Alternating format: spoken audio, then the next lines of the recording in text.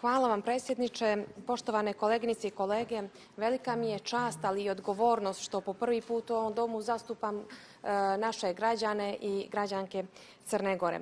Želim da iskažem pohvalu vladi Crne Gore, ali i opozicionim partijama koje su sjele za isti sto i dogovorile organizaciju popisa stanovništva Crne Gore. Ovaj dogovor je izraz posvećenosti euroatlantskim vrijednostima i ono što je jako bitno jeste jačanje naših institucija. Dakle, ubiđena sam da ćemo i dalje kroz dijalog i dogovore jačati temelje euroatlantske Crne Gore.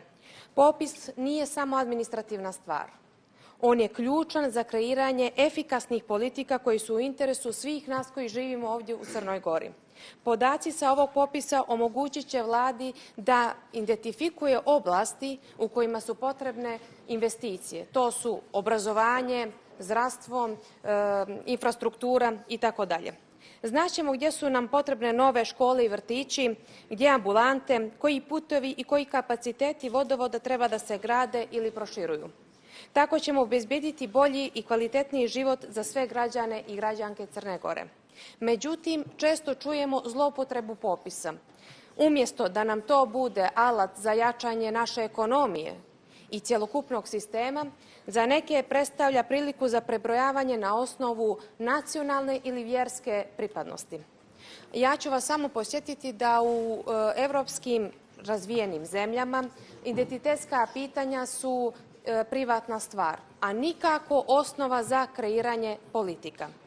Dakle, kao izabrani predstavnici građana, naša obaveza je da gradimo Crnu Goru u kojoj se cijeni znanje, u kojoj se vrednuju rezultati i poštuju lični integritet, bez obzira na osnovu nacionalne, vjerske ili političke pripadnosti. Moramo se fokusirati na kreiranje društva u kojem su jednakost, odgovornost i znanje stubovi u kojima se gradi naša budućnost.